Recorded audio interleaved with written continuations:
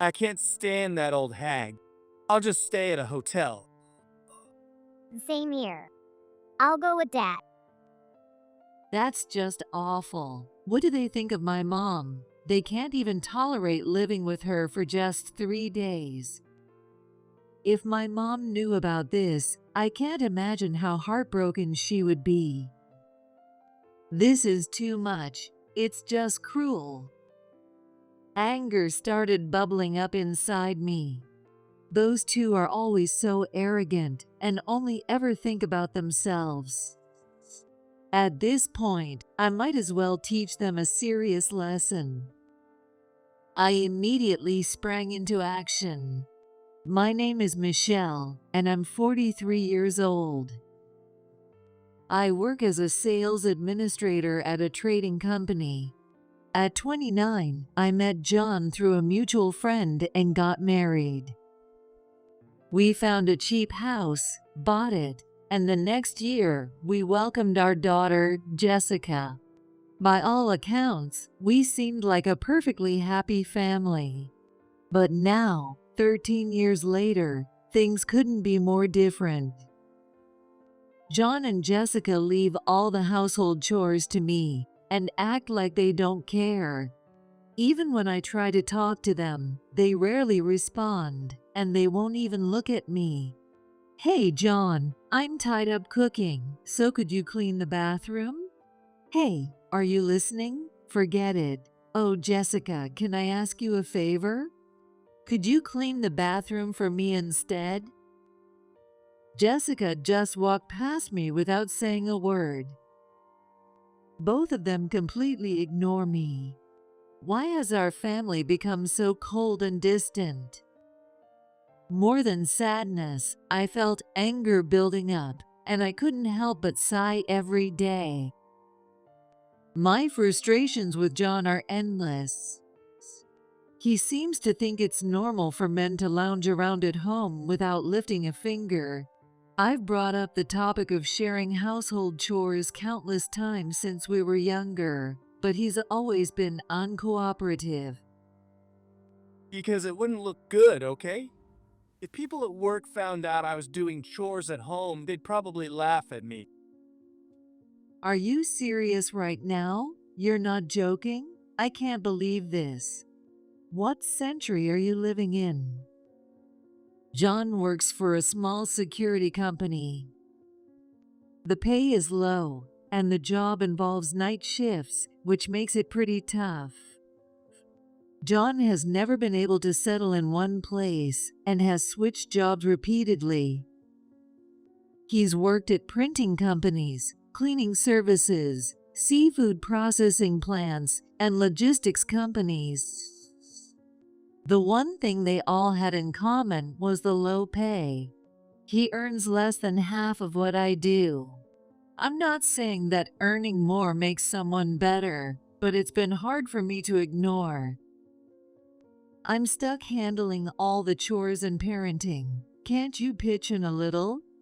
There are plenty of quick things you could do, like taking out the trash, washing the dishes, or cleaning the bathroom. There you go again. Don't you ever get tired of this? I'm exhausted.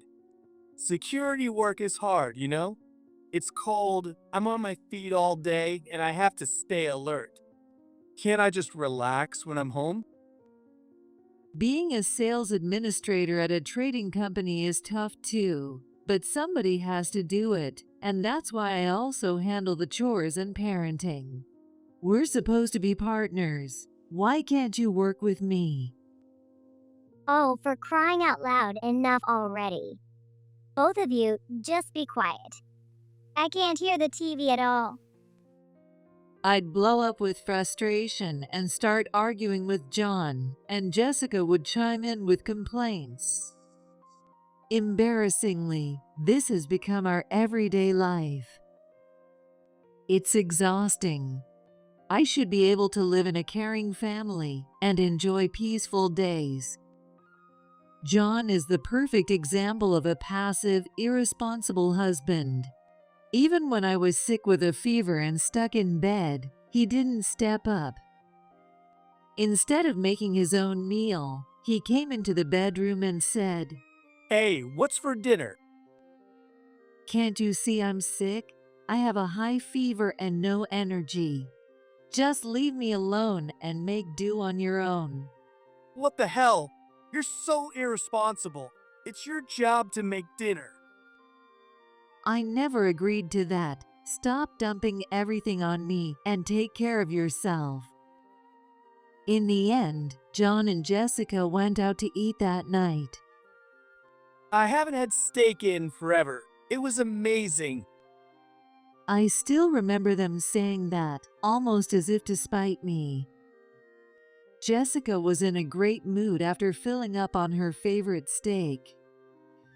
Apparently, it was much better than my cooking. Dad, you're the best. Let's go out for steak again, just the two of us. Sure thing. I'll take you again. Oh, by the way, there's something I want to buy. Can I get some more allowance? All right, Jessica. But don't waste it, okay? Thank you, Dad. Jessica jumped for joy. John was using food and money to win over our teenage daughter. Even though he rarely deposits anything into our joint account, he freely hands out allowance to Jessica. I'm the one who pays for the utilities, insurance, groceries, and household items. John spends his meager paycheck on his golf hobby, drinks, and of course, on keeping Jessica happy. Living like this, I can't help but feel the weight of unfairness and inequality. And Jessica isn't blameless either. Sure, she's an only child and has been spoiled, but that doesn't mean this is excusable. I've raised her with discipline. Still, it feels like she's being influenced by John's bad example. To Jessica, John probably seems like he's just living smart, even though he's actually just lazy. I need to make sure Jessica doesn't embarrass herself when she steps into the real world someday. Jessica, could you help out? Clear the table and set the plates, please. Why me?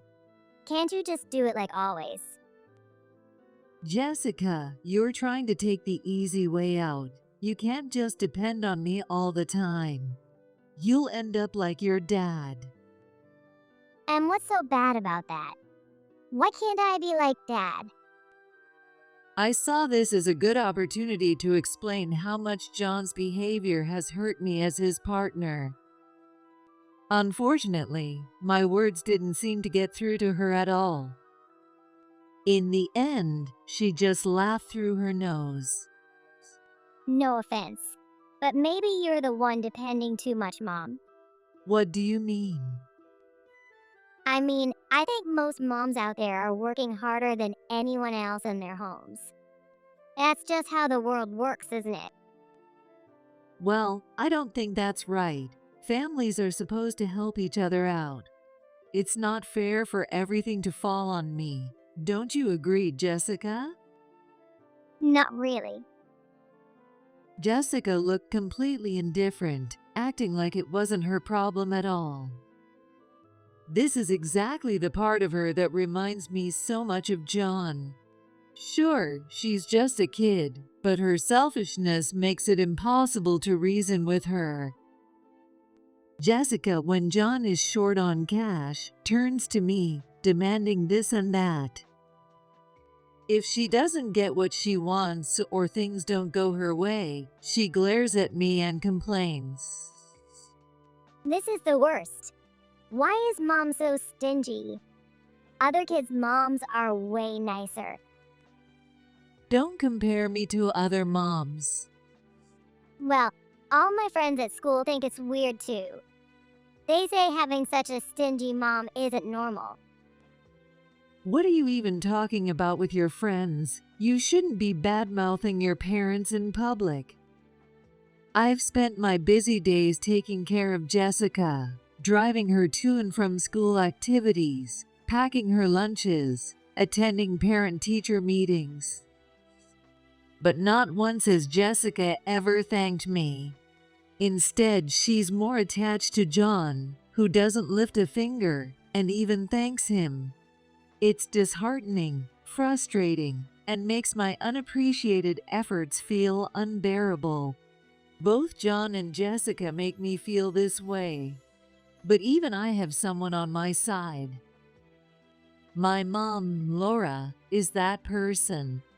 A former middle school teacher, my mom has always been my role model and the kind of woman I aspire to be.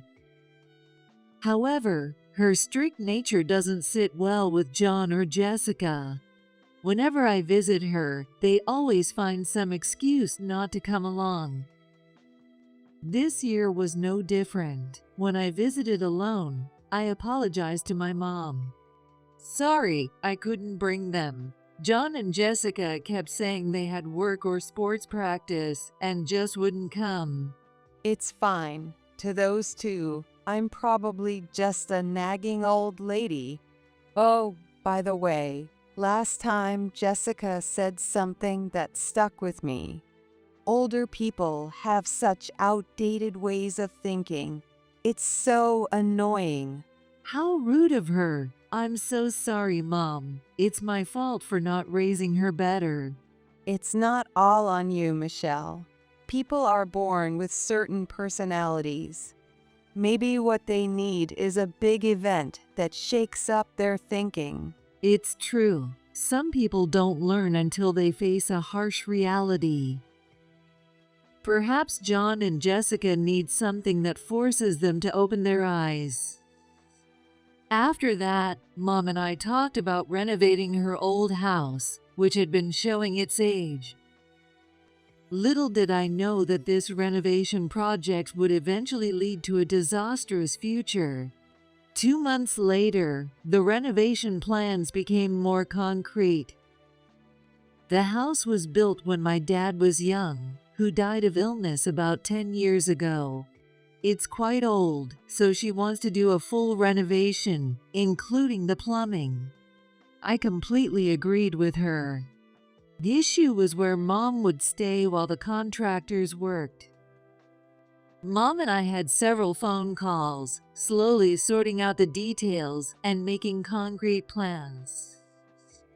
Why doesn't your mom stay with us during the renovation? We've got a room we've been using for storage, but we could clear it out and it would work just fine.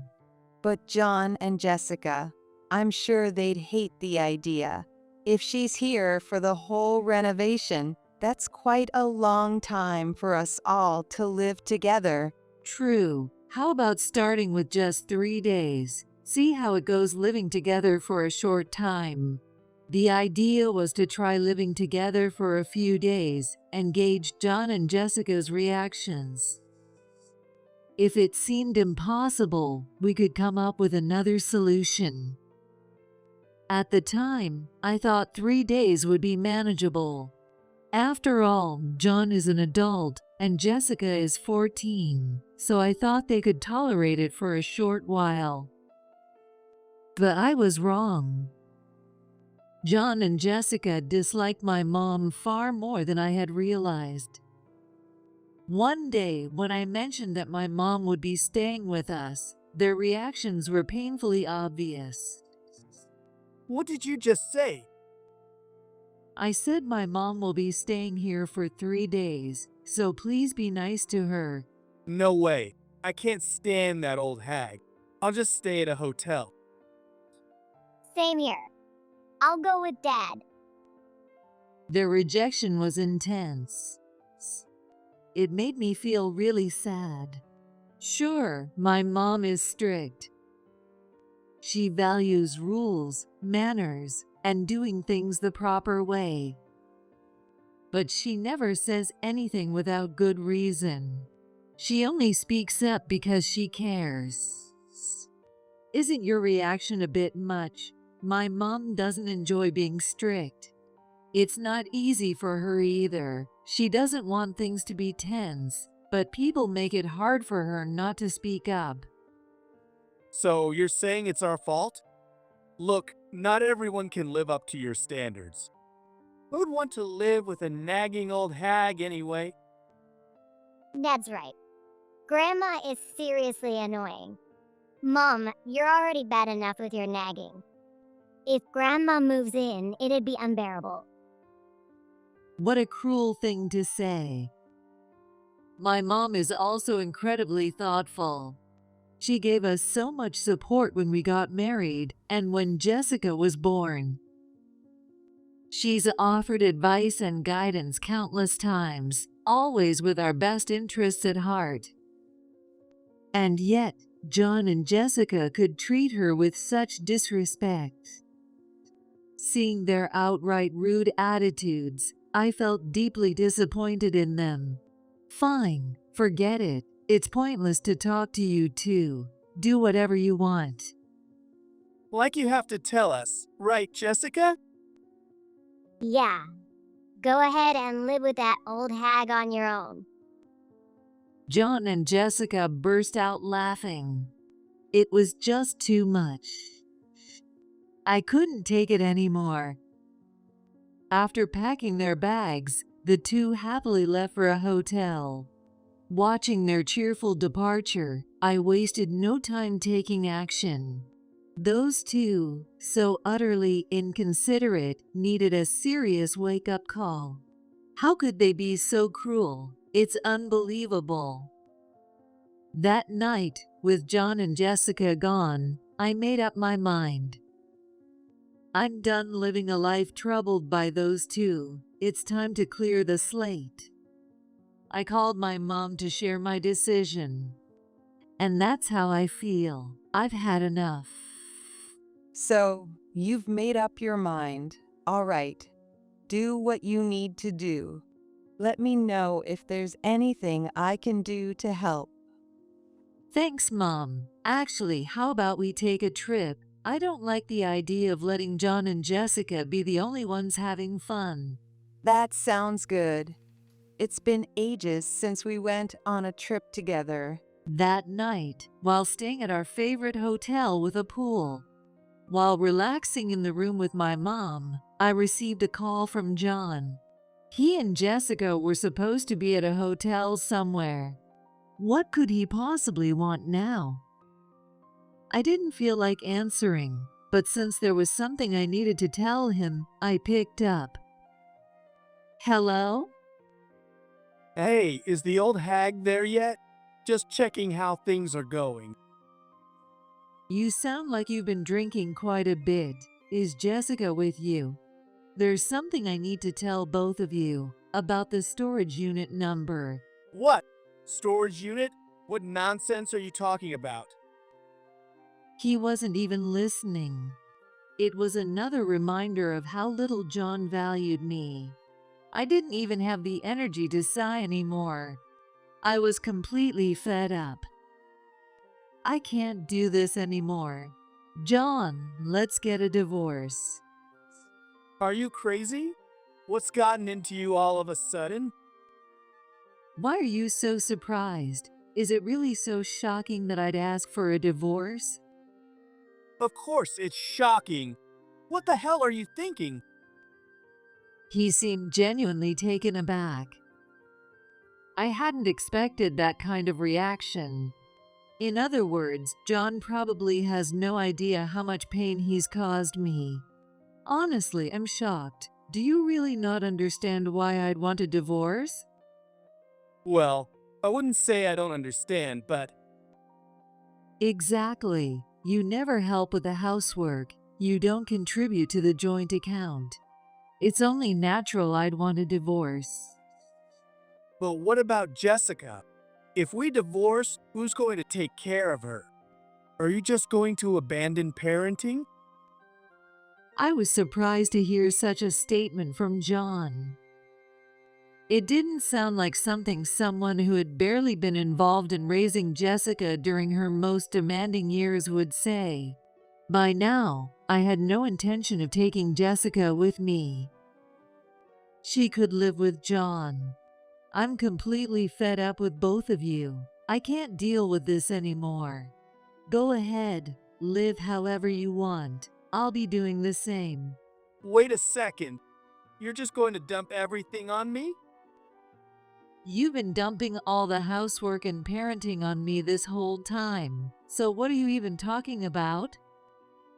Well, that's because housework and parenting are a woman's job. There it was again.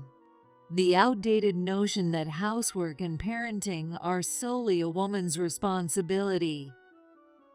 Men working outside to earn money while women take care of the house and kids. That kind of division of roles is something I can agree with. You see, that's how it's supposed to be. But what's our reality? Both of us have to work outside the home to make ends meet. At least in our household, that's the truth. John and I both have to work outside the home to make a living. If we're both working, it only makes sense to share the housework and parenting equally. I can't understand why such a simple concept is so hard for him to grasp. My anger comes from being forced to endure an unfair environment for so long. Also, both you and Jessica have hurt my mom without a second thought, and I'm angry about that too. Well, that's because the old hag. No, I mean Laura is so naggy.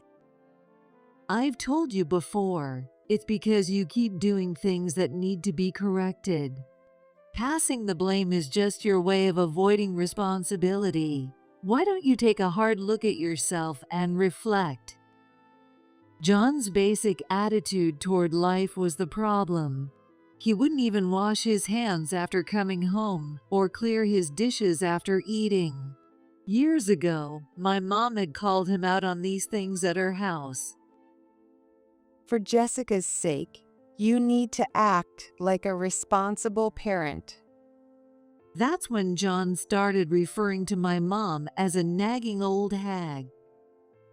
My mom's concern for Jessica versus John's thoughtlessness. I believe John is the one at fault. Unable to come up with a counter-argument, John eventually cursed under his breath and hung up. After that, he ignored my calls and didn't reply to any messages. I had wanted to talk to Jessica as well, but it seemed I'd have to let that go for now. That night, I enjoyed some good wine with my mom, imagining the shocked faces of John and Jessica when they returned home. As I was unpacking, John called. It seemed they had arrived back at the house. The moment I answered, he started yelling at me. What the hell is going on? The house is gone. Explain this. Just as it looks, I had it demolished and cleared. That house was in my name, so I can do whatever I want with it. Still, what about my stuff and Jessica's? Where's all our stuff? I already told you about the storage unit and gave you the code. Did you forget? All of John and Jessica's belongings were safely stored in a rental unit. It was up to them to figure out their next steps and move their things to a new place. Sensing John's confusion, I brought up our divorce again. Let's finalize the divorce soon. I'm truly done living with you two. Jessica can stay with you. She probably doesn't want to live with me anyway. You can't be serious. Do you really think I can raise Jessica on my own? That wasn't my concern. After all the burdens they had placed on me, this was their payback. If John and Jessica end up living together, he might finally understand some of the struggles I've been through. After all, one of them or both will have to take care of the housework. No matter what they say, I have no intention of ever going back to being their housemaid. After making that perfectly clear, John finally seemed to accept the reality. Fine. Have it your way. Jessica and I will live on our own. We don't need you. We'll be just fine. Great. Go ahead and do that. At that moment, Jessica's voice cut in. Wait a second. It seemed she had grabbed John's phone. You can't just decide this without me. Me and Dad living alone? Why would it come to that? Jessica, didn't John tell you? I'm tired of living with you too. That's why I'm moving out. Eventually, I plan to file for divorce as well. Clearing the house was my way of showing my determination. Hearing this, Jessica was already on the verge of tears. She insisted there was no way she could live alone with John. Isn't that obvious? Dad can't cook. He doesn't clean. He can't do anything. That means I'll have to do everything, right? It's not that he can't do anything. You two need to sit down and have a proper discussion about how to divide the chores from now on. Jessica burst into tears, wailing about how unfair it all was. We'll show you. Just watch. In the background, John was still yelling. Ignoring his ranting, I calmly repeated the code for the storage unit and ended the call without hesitation. It was only 2 weeks later when John came crying to me. By then, I was enjoying life with my mom in a newly rented apartment. We had discussed housework and living expenses thoroughly, and there was no sense of unfairness between us. I was in such a good mood every day that hearing from John was nothing but annoying. What do you want?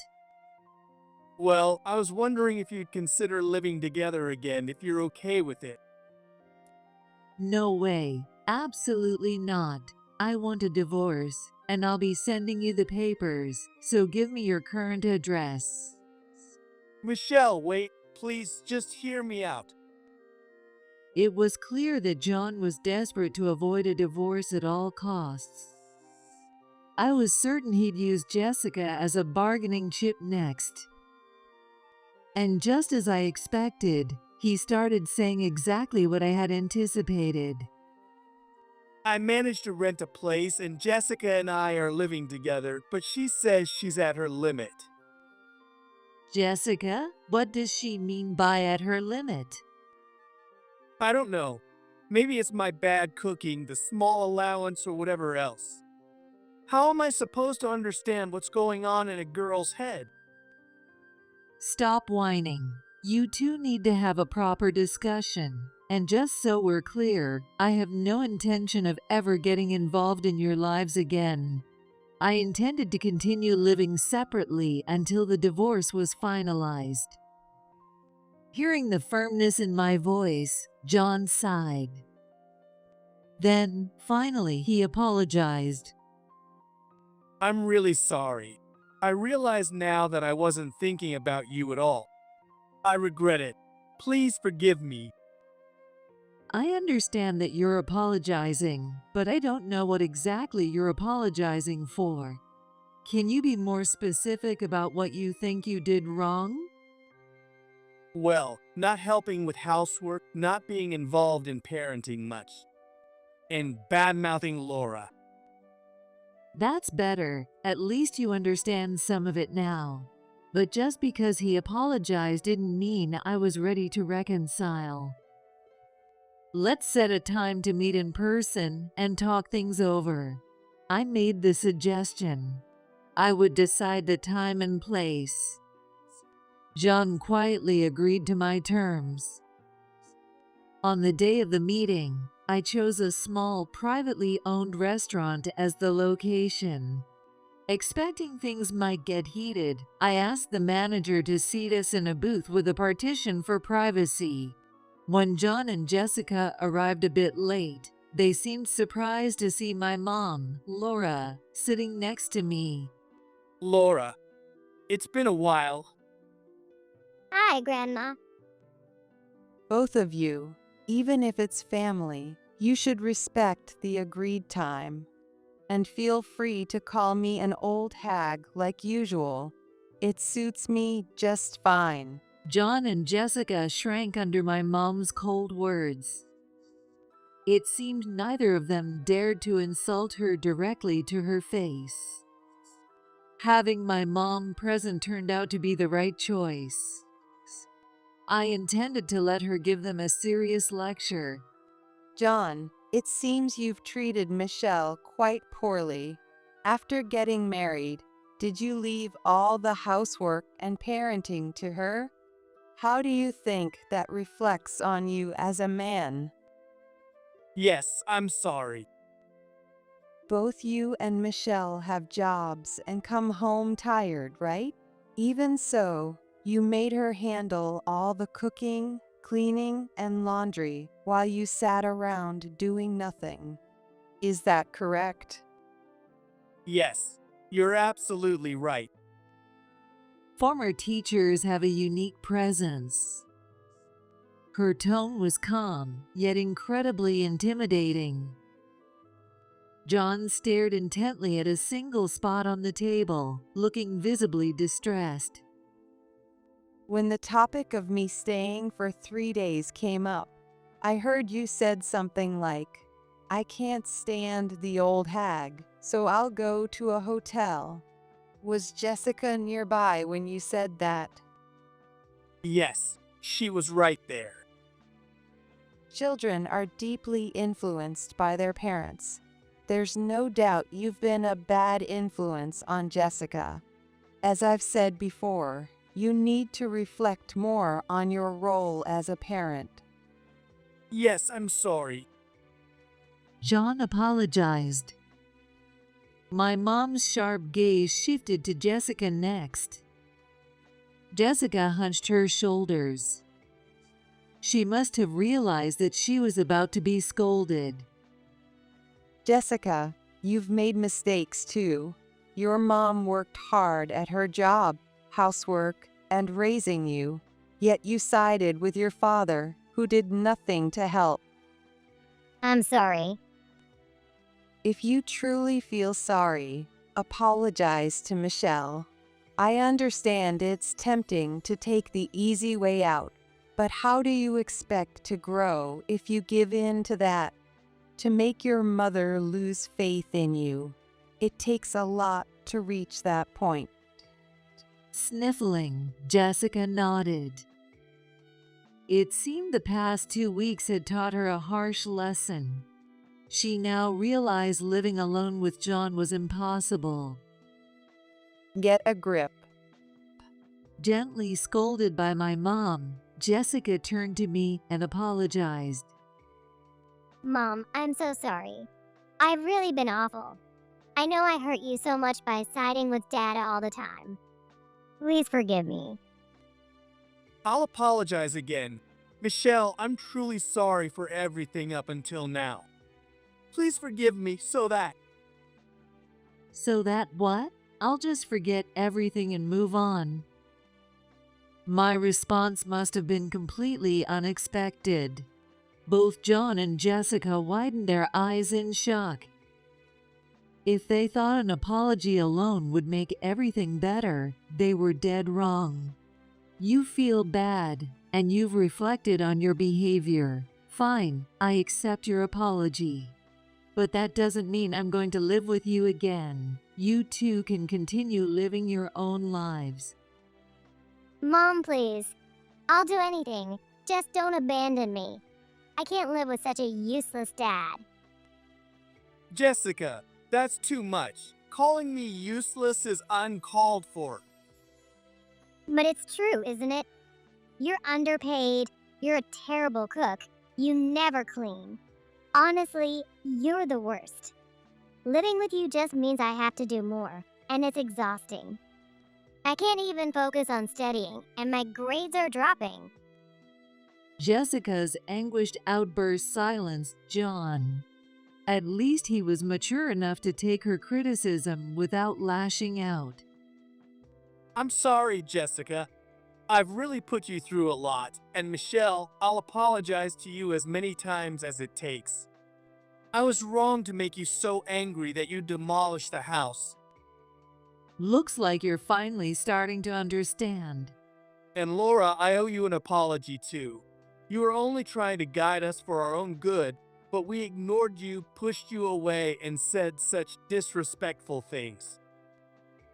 If you truly understand, I have nothing more to say.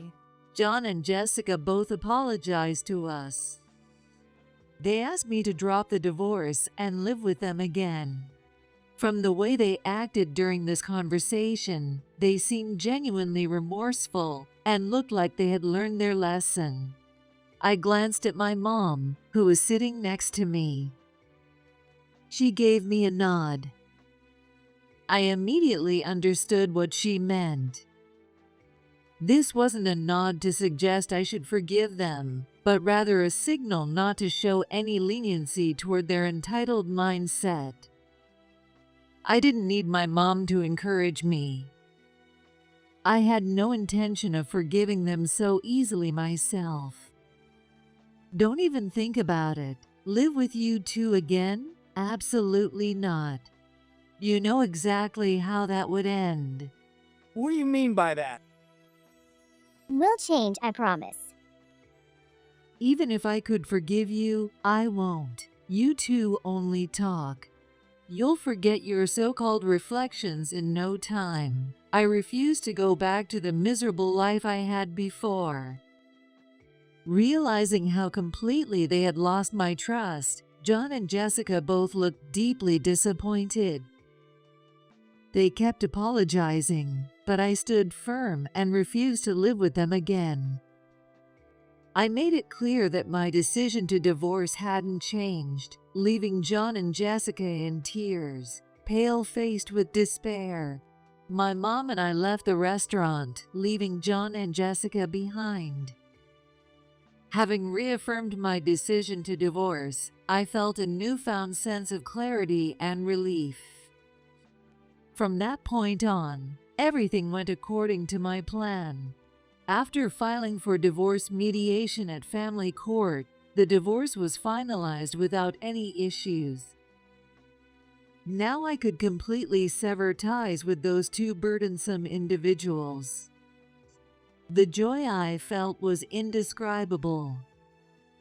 From what I've heard, John and Jessica's life together turned out to be nothing short of disastrous.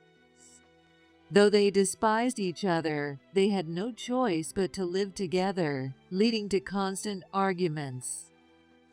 They would hurl insults at each other, and sometimes even throw things during their nightly fights. Naturally, their apartment became a total mess from such a lifestyle. It got so bad that their landlord eventually evicted them. The thought of John and Jessica desperately begging for forgiveness from the landlord amused me. Despite everything, I still received frequent calls from both of them. As usual, they begged for my forgiveness and pleaded to live together again. I wish they'd finally learn that no matter what they say, it's pointless. Please forgive me, Michelle. I can't live with Jessica anymore. She's unreasonable, spends money recklessly, and doesn't even respect me as her parent. I'm the one who can't take it anymore. Living in this filthy, smelly apartment with you, a useless father? I can't stand it for another second. How dare you talk to your father like that? Shut up. Just disappear, loser. The argument continued on the other end of the line. I quietly ended the call. They could keep dragging each other down for all I cared. Later, I heard that Jessica fell in with a bad crowd, got pregnant, and dropped out of school. Meanwhile, John, strapped for cash, turned to payday loans and ended up drowning in debt. It's like a textbook example of a downward spiral. They're truly beyond saving. I'm so glad I cut ties with them. Absolutely. This was the right decision. Hearing about John and Jessica's fates, my mom and I nodded in agreement. I was relieved to have escaped being dragged down by those two and to have avoided wasting my life. I was filled with gratitude for my decision to divorce. Now I live peacefully with my mom in our newly renovated family home. Because we know each other so well and have such a good relationship, our daily life is incredibly comfortable and runs smoothly. We both hope to continue living like this for many years to come. My mom and I said so, smiling at each other.